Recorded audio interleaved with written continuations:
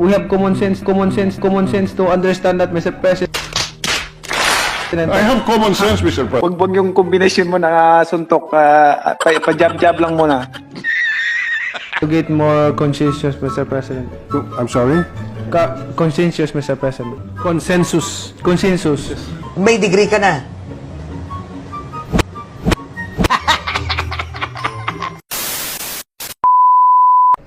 Why is boxing called an industry, Mr. President, in this bill? Industry under this bill. Can you repeat the question, Mr. President? Why is boxing called an industry under this bill? It's a livelihood. Mr. President. For so many people. It is a livelihood, but it is also a sport. Yes, Mr. President. The preference of the sponsor is to call it an industry. Just for the record. That is the preference of the. I'm just curious because this is the first time I come across a description of a sport as an industry. Sana all. I can say, proud to say, Mr. President, that it is a business, Mr. President. Sorry. Good, big business industry, Mr. President. It is a business or something. Big business, Mr. President. It is not only a business, it is big business. Yes, big sports business, Mr. President. Okay. If it's a business, why are we spending public funds for the retirement of professional boxers who are in business? Who are in big business, in fact?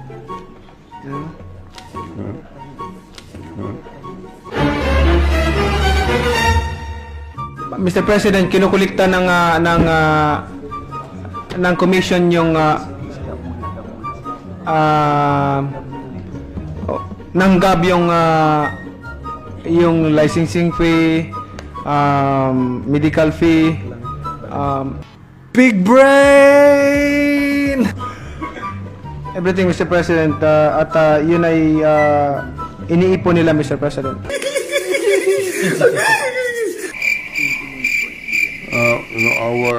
I'm sorry, but the answer is a little bit off tangent from our question, Mr. President. Maybe, Mr. President, to allow the sponsor more time to review and prepare for the interpellation, we can suspend this in the meantime and take it up again. No, Mr. President, I can answer Okay. his question. Sige. Hindi ako susuko. I said it's a business, Mr. President. No. All right.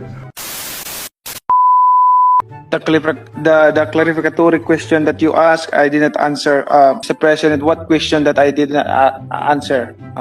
What question you raised that I did not answer?